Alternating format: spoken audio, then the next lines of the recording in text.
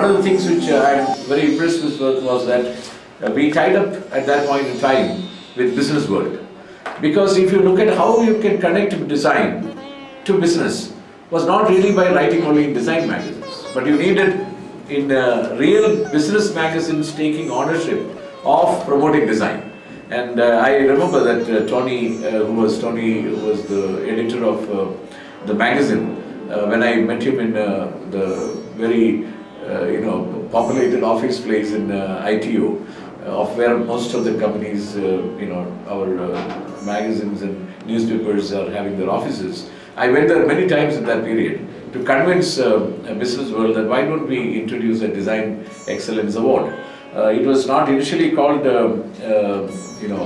it was not initially called Design Brilliance Award as it later became, or Design, various terms were used later. But initially it was just simply called the BWNID Design Excellence Award. And this was, I would say, a very major, major transformation, because just probably it had something to do with that conversation which I made with Mr. Mursali Maran in his room when I took over. And you will find that many products of, Michael Foley, for example, who did the thin design edge watch with Titan, and many of the packaging designs and many of the, the jury members were very carefully selected. Incidentally, Naushad was in that jury at that time, is now currently the chairman of NIT. So we had a completely different approach which was brought in, and it went on to build the Design Excellence Awards, became very big by 2006, and you can see that it in fact led to, in 2008, you can see Mr. P.R.S. Oberoi, for the hotel designs he has done being put on the cover, and Design Brilliance Awards. So by the time you will see the term changed from Design Excellence to Brilliance, because the editor had by the time changed to Jahangir. And Jahangir wanted that, excellence is becoming passé because of in search of excellence, and the companies have not really done well post a certain period, and brilliance may be a better idea, and we did go in for that kind of a approach. So what later I began to see was that even sectoral, people started taking up those design competitions, and you can see Jindal Stainless Innovation Award 2007. And many such later architectural awards. Probably they existed before, but they started connecting design into the architectural format or architectural award ceremonies, and it began to catch attention. And in the subsequent period, I think the Business World Design Excellence Awards sort of died out, and it has been taken over by the CII's award function as a part of the Design Summit. But it was not without difficulty that these things happen. And you can see that, for example, Outlook in 1998 were writing about hip, hyper, hollow, about the designers' mutinies which happened because of the copying allegations and various issues related to IPR. Why I brought in IPR is, in this whole process of connecting fashion and design, the biggest impediment was who owns the IPR. For example, an institute, when a student comes out with a breakthrough design, from a Neil Foley or a Michael Foley or a Sushant Jaina or whoever, or Paul Santip, and so many students who do excellent work, but then the institute feels that it has been the place where it happened and it should get a share of the returns. The student feels that a little bit that the institute is trying to take away too much. And that is where the incubator plays a role, by which you transfer that into a context in which it can become a commercial proposition. So this, if it does not happen, it has still not happened in the fashion industry, unfortunately. Even today, after 30 years, there is no fashion design business incubator, which should have happened. Even for a design business incubator, it happened only in 2003. So you can imagine that fashion has been without those kind of structural support, by which they were exposed to too many attacks from media at some point in time, which disappointed many people from time to time. So why I alluded to this media issues was the intellectual property regime was not understood by the designers, and the costs associated with registering the designs was too much in the eyes of many designers.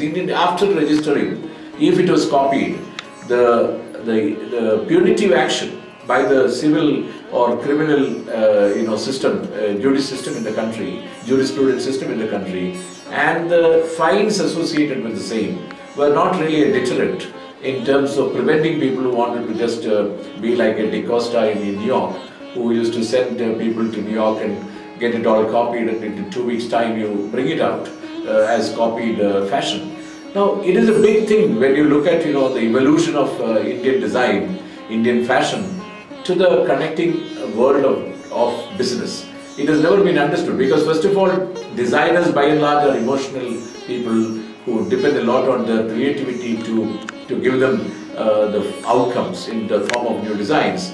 But the interpretation of the need of the designer's need to the business needs, or the consumer's need, how they are interpreted by the team to give a brief to the designer, all this became complicated issues. And on top of it, who is the actual owner of the design creation and how the intellectual property is to be. I remember a major symposium happened in Chile where I had dealt with this subject. This is called the Design Symposium, Protection of Designs in 2011 in Chile.